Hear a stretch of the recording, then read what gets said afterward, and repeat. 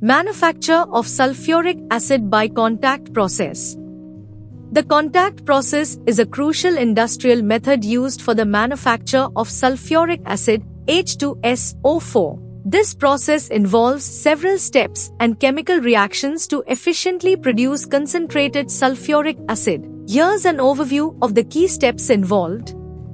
Step 1. Sulfur or pyrite burners. Production of sulfur dioxide. Sulfur dioxide is prepared by burning sulfur or iron pyrites in excess of air. Step 2. Contact tower. Oxidation of sulfur dioxide to sulfur trioxide. The generated sulfur dioxide, SO2, is then further oxidized to sulfur trioxide, SO3, in the presence of a catalyst, V2O5 or PET.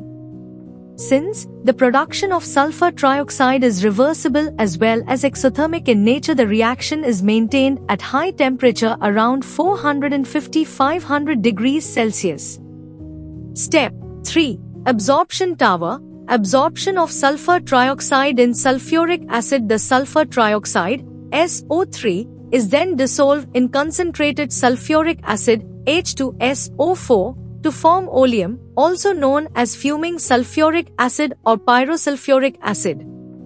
Oleum contains various concentrations of sulfuric acid and sulfur trioxide, depending on its intended use.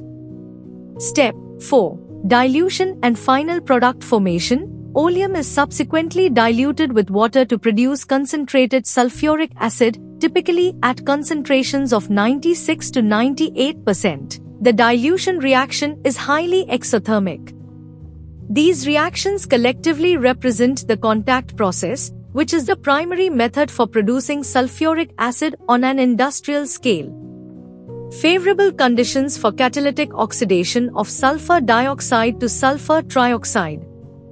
The catalytic oxidation of sulfur dioxide, SO2, to sulfur trioxide, SO3, is a critical step in the production of sulfuric acid using the contact process. Functions of various units of plant used in the manufacture of H2SO4. Parts of plant. Function. Blower. For passage of purified air or oxygen. Sulfur or iron pyrite burners. For production of sulfur dioxide by burning sulfur or iron pyrites. Dusting tower. For removal of dust particles by downward blow of steam. Cooling pipes. For cooling the gases by passage through isolated pipes. Scrubbing tower. For further removal of impurities and dust particles by downward spray of water. Drying tower. For drying moist gases by downward spray of concentrated H2SO4. Arsenic purifier.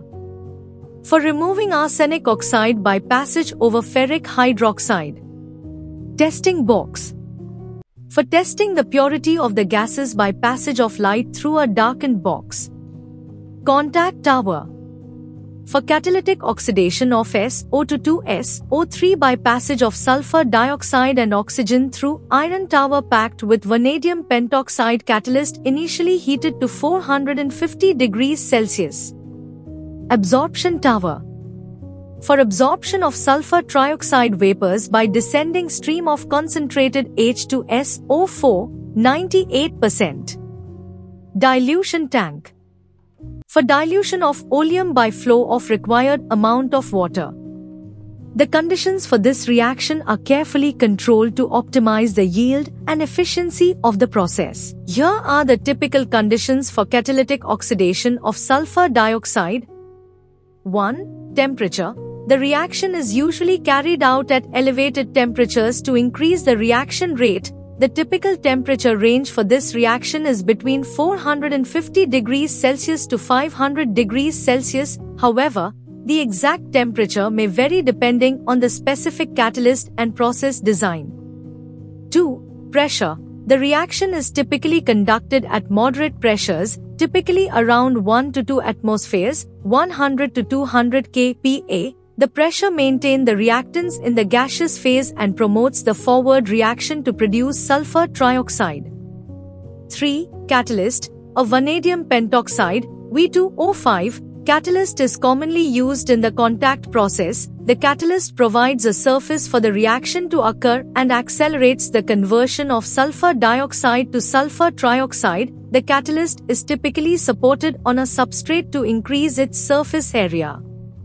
4. Concentration of reactants. The concentration of sulfur dioxide, SO2, and oxygen, O2, in the reaction mixture is important. The reactants need to be supplied at the appropriate concentrations to maintain the desired reaction rate. The ratio of SO2 to O2 is also controlled to ensure the reaction proceeds efficiently.